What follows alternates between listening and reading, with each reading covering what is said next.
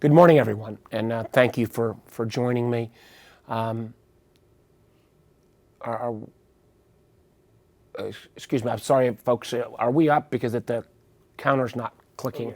Oh, yeah. The counter's not going. Okay. So once again, good morning, everyone. Thank you for joining me on my regular updates from what's happening or not, as the case may be, on certain issues in D.C. I've got 4 items that I want to hit very briefly at the top, and then I'll turn it over to Laura and be happy to take your questions. First is the issue around aid to Ukraine. While I know the morning news doesn't necessarily start each day with Ukraine news the way it did when the war first started, but it is critically important that the United States continue to stand firm with our European allies to make sure that we fund the Ukrainians in both military assistance and economic assistance so they can maintain the progress they've made against the Russian aggressive actions. This $40 billion, which is both military aid and economic aid, is critical if the Ukrainians are going to be successful in both stopping Russian aggression and helping to push the Russians back from some of the territorial gains they've made in the first 10 weeks of this war. It's also terribly important that we get this aid as quickly as possible to make sure that we send the strong signal to our European allies that they will continue to fund assistance to Ukraine. When we pass this assistance, our total military assistance plus the Europeans' military assistance will approach funding Ukrainians just on the military side at close to $50 billion. That means that Ukrainians' military, at least supplies, will be almost on par with the Russians. The total Russian defense budget is only $66 billion, so we are clearly giving the Ukrainians the tools they need to fight and defeat the Russians. And I need to make the point again, this is so much bigger than a Ukraine-Russian battle.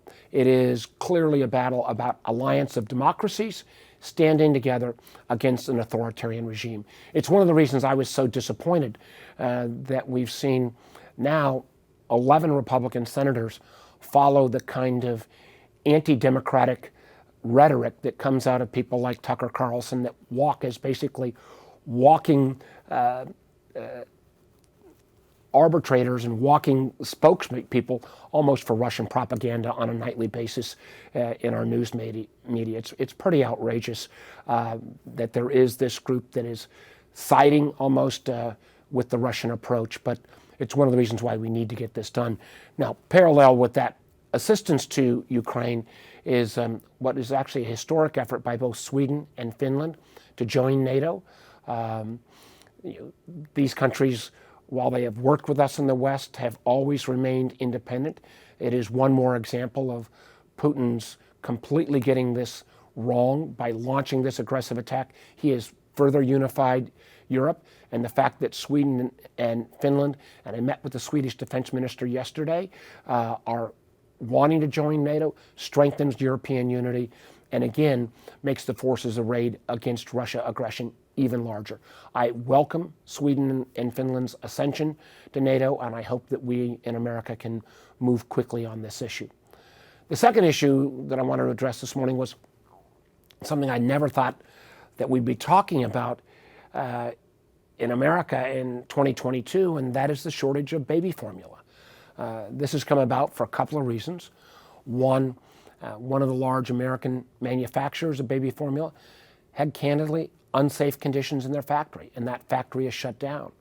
Couple that with what is happening in terms of supply chain issues that are happening worldwide due to COVID, due to China's inaction, and you've got a crisis right now. I had 3 daughters. They're now adults, but I couldn't imagine. One of my kids had a great deal of allergies. I couldn't imagine when those kids were little, if we couldn't get access to baby formula. So I think there's a couple of things that are happening simultaneously. I'm glad the White House is moving on this. I know my friend Bobby Scott has got legislation in the House that would allow particularly those moms who are on any kind of public assistance to be able to buy any baby formula they want. There's currently within the public assistance programs, there's certain baby formulas that are eligible for public relief, some are not. This would frankly open up the aperture so that people on public assistance could buy baby formula anywhere. That will help. What will also help is we've only got 7 baby formula inspectors at the FDA. That's a little bit crazy. If we're going to try to make sure we get more production back online in a way that's safe, we're going to need to beef up some additional FDA inspectors. And we are now looking at trying to import additional baby formula. And I'm very happy the fact that actually Nestle's worldwide company, but with its at least North American headquarters here in Virginia, is literally flying in baby formula from abroad to make sure that we can restock our shelves here in America. This again drives home the point that I think we've all seen since COVID. We need a thorough examination of our supply chains.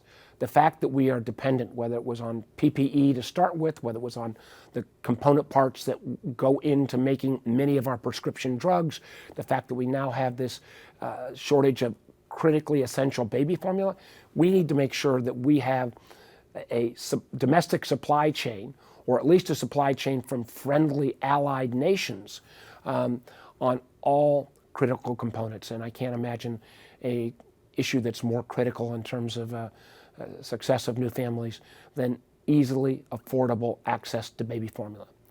Third issue that I wanted to raise, I thought the President and the First Lady yesterday, or 2 days ago, I believe, when they went to Buffalo, we can agree or disagree with Joe Biden on some substance, but I think he really does a very good job in trying to counsel grief-stricken Americans after they've experienced tragedies.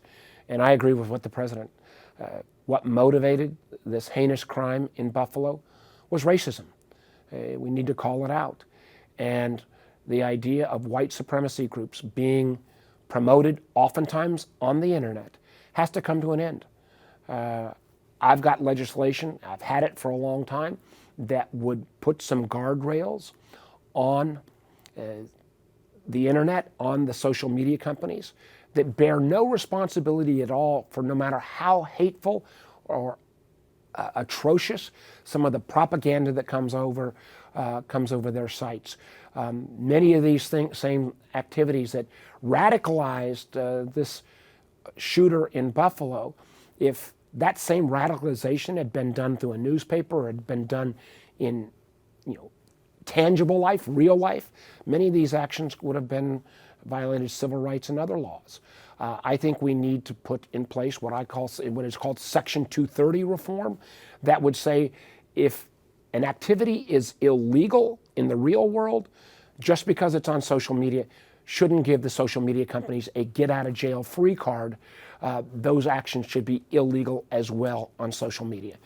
We ought to have that debate because until responsible parties, and frankly, again, some national media entities that frankly allow this kind of heinous appeals to be made, the so-called white replacement theory and others, it has to come to an end. And this is something that responsible people of both parties need to stand up and call out.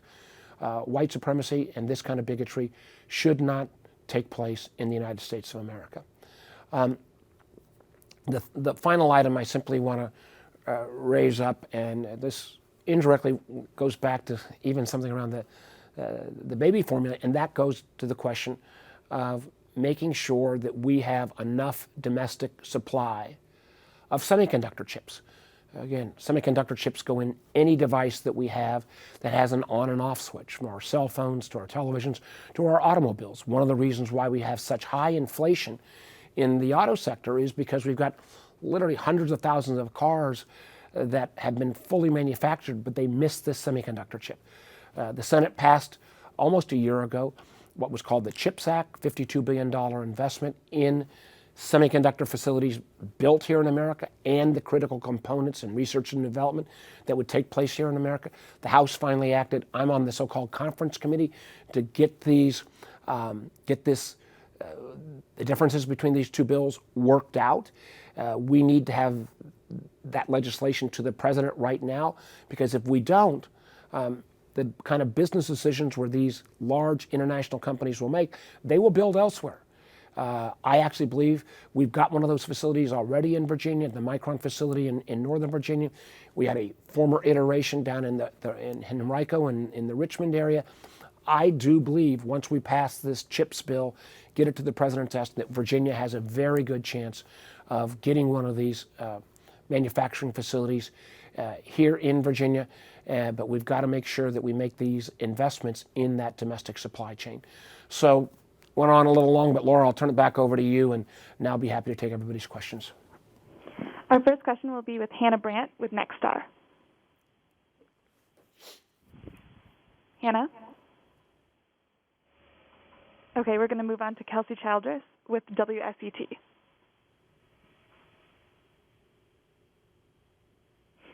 And we're going to move on to Joe Dashiell with WDBJ.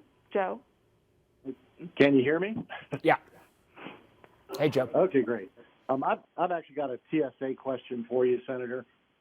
We have had a problem with guns at the airport. We receive regular reports of guns confiscated at the Roanoke-Blacksburg Regional Airport, including 2 loaded semi-automatic handguns just this week. TSA recovered 98 handguns at Virginia airports in 21, a major increase over the year before. Is this issue on your radar? And if so, what do you think we should be doing about it? Well, we all know that in America we have a much higher level of gun violence than any other industrial nation in the world. There are crazy people all over the world. They don't take to the streets the way that we do in America with the level of gun violence. So yes, it's on my radar. What we can do to further enforce our existing rules. We don't even need new rules here. We just need further enforcement of our existing rules to make sure that people realize there's going to be a penalty if you bring a gun and try to get it through a screening device at the airport. Whether it's a mistake or not, you just should not take place. And I frankly think this has been exacerbated by members of Congress who flout these rules all the time. There was that young member of the House, Madison Cawthorn from North Carolina. Thank goodness the Republican Party defeated him last night. But this was a guy who's been arrested a number of times trying to go through airports with guns. That is against the law. You don't need to expand gun laws to have that be illegal. But I think this flouting of the rules is an extraordinarily bad sign. I hope people will take away the fact that he was defeated even in a Republican primary. Will send some message. I'm not sure it's going to fully solve this problem, Joe. But the fact is, if somebody tries to bring a gun, particularly if they've done it a couple of times through an airport, they ought to be fully prosecuted. That is against the law. And if there are additional resources that TSA needs on this issue, I'm going to go ahead and reach out to the DHS secretary, because we have seen a rise in violent extremism. I'm not saying that is related to the airport issue, but if there's additional resources that are needed, I'm wide open for that. Our next question will be Jillian Lynch with the Daily News Record. Jillian? Hi, sorry, I'm here. Hi, Senator Warner. Thank you for your time this morning. My question relates to the baby formula supply chain issue. And I was just wondering if you could provide more detail on what Congress is doing to aid imports from other countries to source formula. Well, let me say there's about 4 different things that is real time, or that are real time happening. Congressman Bobby Scott is leading legislation in the House. I think it'll get voted on this week that will allow those moms who are on any form of public assistance to use that public assistance to buy any baby formula that's available. So let's make sure those folks have got the tools to get access to baby formula. Secondly, we've got to increase the number of FDA inspectors. so that 7 is not enough. We've got to make sure we get those facilities that are domestic back up and operating, but they've got to do it in a safe way so you don't have the circumstance that led to the closure of the plant in Michigan where babies were getting sick because they didn't have appropriate safety protocols in that factory. We've got to get our own domestic supply back up.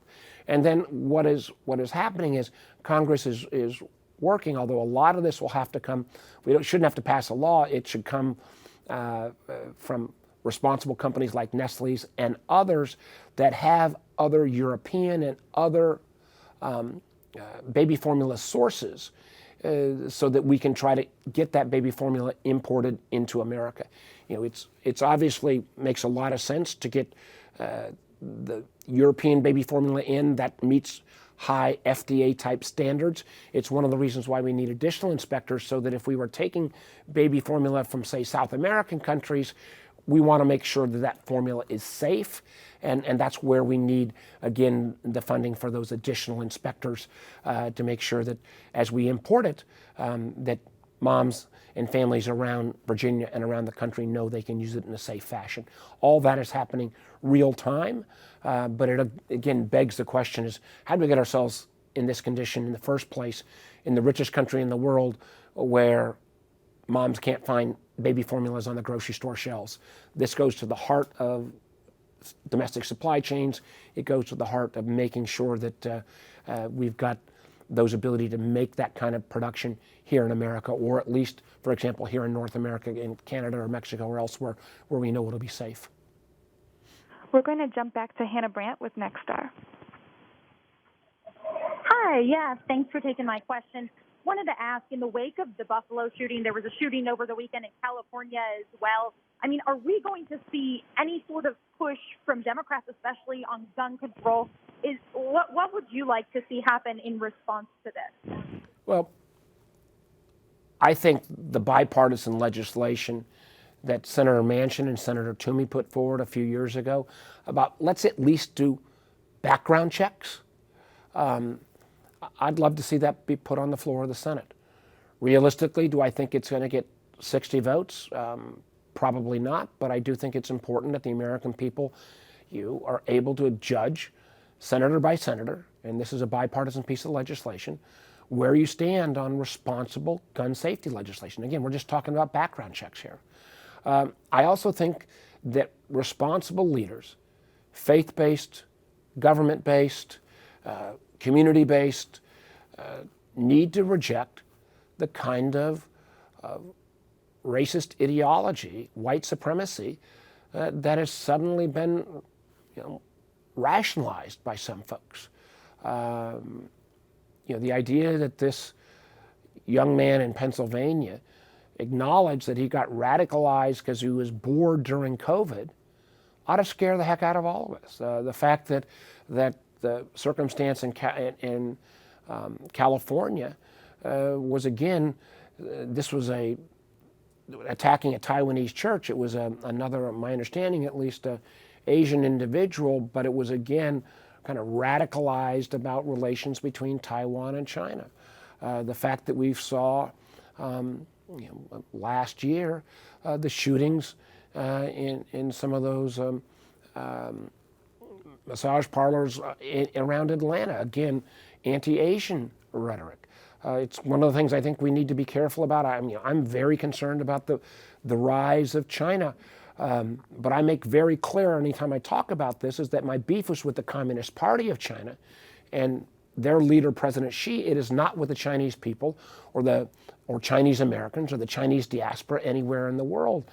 And the kind of rhetoric that that at least advocates some of this so-called replacement theory that I think leads to violence.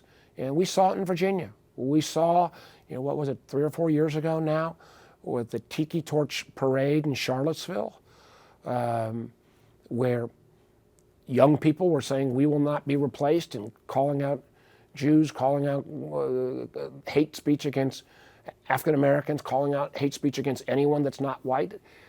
This is the kind of behavior that, for many, many decades, just was not for the most part, tolerated in America. When you did have a one-off, you had universal condemnation from responsible political leaders in both parties and faith leaders of all denominations. Unfortunately, this kind of hate at least has not been completely denounced by some media figures and unfortunately by some political figures. And that should scare the dickens out of all of us, no matter where we fall on the political, from left to right. Our next question will be with Jim Spencer, The Daily Progress. I want to piggyback on that, Senator. You're talking about people not tolerating it. It wasn't just tolerated. What role do you think President Trump's statement that there were some very good people on both sides in Charlottesville, what kind of impact does a statement like that from the leader of the free world do in terms of empowering, and making mainstream this kind of hate that led to the business in Buffalo? Yeah, Jim, it's a fair question, and I think that kind of moral ambiguity or moral equivalency that Donald Trump used so loosely after Charlottesville, or for that matter, the kind of rhetoric he used against the protesters after the murder of George Floyd, I don't know where it falls on a scale of 1 to 10, but it does make this kind of moral equivalency argument. And that just has never happened in America. I'm old enough, Jim, you are as well. I remember when the American Nazi Party used to protest every year in Skokie, Illinois, which was a heavily Jewish American suburb around Chicago, made up, back when I was young, of mostly Holocaust survivors. Now, those Nazi protesters used to have a First Amendment right to protest, but they were so viewed outside the mainstream of Republican, Democrat, independent, libertarian politics that they were viewed as extremists with no following at all. When you've got national leaders that say they're good people on both sides after modern-day Nazis, modern-day white supremacists protest in Charlottesville, with racist dog whistle terminology, I fear that you end up with these kind of tragedies where not everyone, but a growing group of individuals feel like it's all right to take violence into their own hand because, let's face it, many of these groups want to try to create a race war. And that is not, again, the vast majority of us in America, regardless of our background, I think abhor that. But we need to call out behavior that, and the dog whistle type terminology and wording that sometimes political leaders use today. I just, again, as somebody who's old enough to remember where America was back in the 60s, 70s, 80s, and again, we had lots of protests during that time, but there was not any abiding of responsible leadership towards racists on either end of the spectrum, whether it be white supremacists, or there was not any support, again, for those efforts in the 60s of Black Panthers and others to take up arms as well. So I think we need to call out that behavior. Our next question will be with Jackie DeFusco with WIRC. Hey, Senator, thanks for taking my question. So in the letter that you signed on to regarding the baby formula shortage, it acknowledges that these shortages have been going on for months. So I'm curious why it's taking so long for Congress and the White House to take these steps. And do you think that the Biden administration should use the Defense Production Act to address this as well? My understanding is that the Defense Production Act, and I've not done my own deep research on this, but that it's really not the most useful tool. Again, I want to look more into that, but I think there is a consensus, again, from both sides. The challenge we have is when you've got both unsafe manufacturing conditions from an American manufacturer, and the reality of global supply chain challenges, and this is one of the ways that we've been talking about this for some time, but this is a more visceral example of what's happening with semiconductors in terms of cars, but this really is literally hitting home. These are not things you can flip on and off the switch on and suddenly redivert supply. I am glad to see that our European friends, and again, I want to give kudos to Nestle's, are rediverting some of that supply here to the United States. But it begs the longer term question of how we make sure, whether it is baby formula, whether it is the essential components that go into our pharmaceuticals, whether it's semiconductors, whether it's the kind of supply chain we need on solar panels or electric vehicle batteries, we need to make sure we've got secure supply chains. One of the things that we're working on right now, and again, the flip of this is what we're seeing with our European friends, where we're asking them to get off Russian sources of oil and gas. Well, I believe, particularly in terms of American natural gas, we ought to increase domestic production to send that over to our European friends. We are enormously interconnected. Not all of the supply chain needs to be here in every product in America. We need to have more security, though, on key components. And if it can't be all domestically sourced, we need to have strong alliances with Europeans and others to make sure that we are not as dependent upon, frankly, countries like China that are cutting off part of that supply, not due to their anger with us, but candidly with their own COVID restrictions. So this is not going to be an on-off switch flip. I think we will see relief from this, from increased foreign production coming into America. But this is the kind of, these supply chain issues, we've not been hit as hard on this, but you're seeing that the Europeans hit hard on it. I'm horribly afraid that we're going to see throughout Africa, in particular, huge food shortages because of the disruptions in Ukraine and Russia. And countries like India, for example, that is a wheat exporter, now is shutting down their wheat exports. We are starting to feel some of these disruptions, and we've been pretty safe in America from these disruptions, but we're seeing these disruptions take place all around the world. And it's something I think that we do have to address long term. Just to clarify, do you think that the White House and Congress waited too long to act on the baby formula shortage? I think the White House is moving aggressively now. There has been reluctance for a long time, particularly from some of my Republican colleagues, to kind of mess with market mechanisms. But this case right now is an example where traditional market mechanisms that maintain a full supply, supply chain, are breaking down, and you do need this level of government intervention, both in terms of beefing up the ability to inspect so the baby formula that comes out is safe, and encourage our foreign suppliers to increase their production to get us that formula in a timely manner. We're going to move on to Amy Knowles with the Virginia Dogwood. Hey, Senator Warner, thanks for taking our questions. If the federal pandemic protections around health care end, I believe up to 400,000 Virginians could be without Medicaid.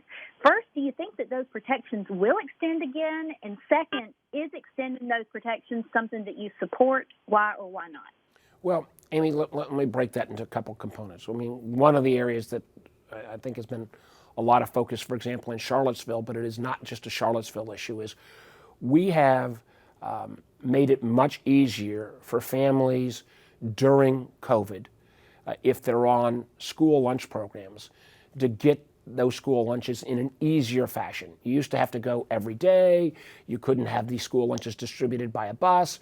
During COVID, we made it much easier for families to get those lunches. And frankly, getting access to that healthy food for a lot of Virginia families, particularly during the summer, is really important.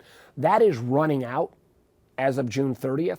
So I've sponsored legislation to extend that through this summer, through the next school year, and through the following summer on school lunches. That is something that will hit a lot of families as early as July if we don't extend that. On the question around Medicaid, we did do the expansion in terms of not having to requalify. for Medicaid as the healthcare emergency lapses. I do think it's appropriate that at some point you got to make sure that folks still qualify. A lot of family circumstances have changed. I would be open to extending for some period of time, but during that period of time, we do have to start going through the recertification. You can't just assume because you were qualified for Medicaid a couple years ago that family circumstances change. There needs to be, there does need to be some qualifications. There ought to be a simpler process. There ought to be one form as opposed to multiple forms. That's one of the challenges. When I was head of the Virginia Healthcare Foundation, this has been a problem for literally 30 years, particularly with Medicaid families because they go on and off of qualification. We do need to have that renewal, but there ought to be a little more time. And I know some of those conversations, Amy, are going on right now. Our last question will be with Mitchell Miller, WTOP. Hi, Senator. Just wanted to ask you a question related to the primaries and Democratic candidates. Moderate Democrat Connor Lamb seems to have come out of central casting as a candidate for Senate in Pennsylvania, but was soundly defeated. In Oregon, 7-term Congressman Kurt Schrader looks like he'll be defeated by a progressive opponent who called him the Joe Manchin of the House. I just wanted to know, are you surprised that Connor Lamb didn't get traction? And secondly, are you concerned that centrist Democrats and Republicans may be becoming an endangered political species? Well, Mitchell, as somebody who's proud of my bipartisan credentials and somebody who tries to work with my Republican friends to find a way to get to yes, I think both parties are better when you hire people that want to work with the other side. Doesn't mean you give up on your principles. I'm not sure you can, I don't want to overread what happened yesterday. The Democratic nominee for Senate, Lieutenant Governor Fetterman, he's got quite a life story and is obviously pretty unconventional. I'm not sure where he fits. I mean, there's certain issues where he's pretty liberal, certain issues where he's pretty moderate. I don't think we've seen all the results from Oregon, but I will just point out, Mitchell, that it was just, I think 2 weeks ago in the Ohio primary where there were a couple of seats where the moderate candidates won rather than the progressive candidates in Ohio Democratic primary. So I'm not going to read too much into 2 elections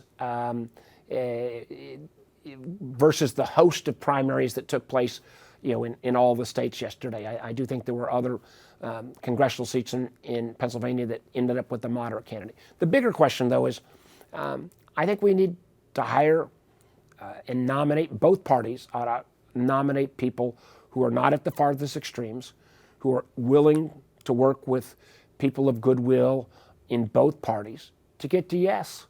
Now, getting to yes means, end of the day, you don't get 100% of what you want.